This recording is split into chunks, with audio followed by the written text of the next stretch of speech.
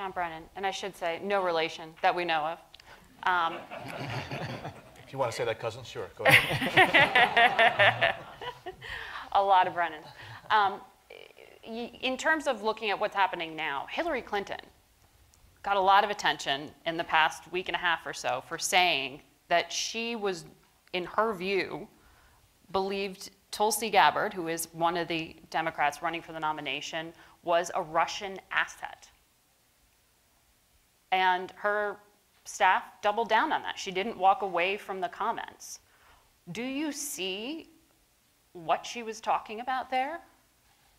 Well, I'll leave to Secretary Clinton an explanation about what she meant there. You can say something's a Russian asset even if it's not intentionally trying to advance Russian interests, but because of what it does or what it says or whatever, it is in fact something that is promoting the Russian agenda.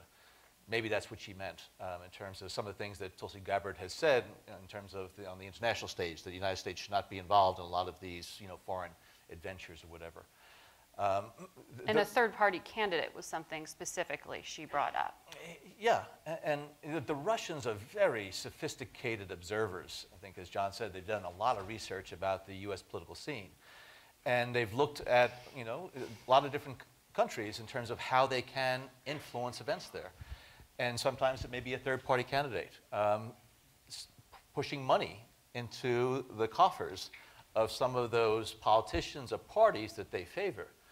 And we've seen that being done in European countries.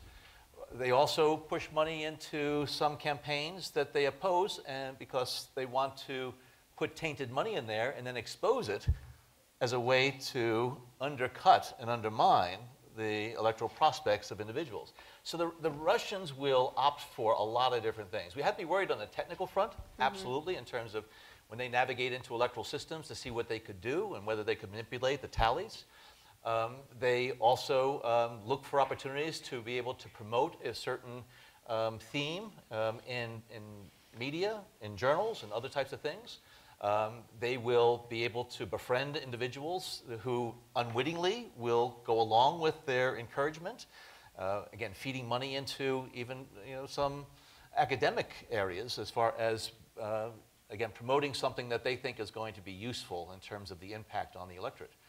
And then also looking at politicians who are going to be amenable, if not malleable, in terms of the overtures that they make.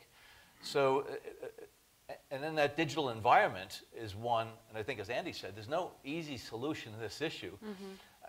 We are, I think as a society, even setting aside the Russian interference election, we're struggling with how we're going to ensure that that digital environment does not become the playground for all those who are trying to undermine this country by exercising freedom of speech, but pushing out bogus information, and information that can really undermine this country's again democratic foundations.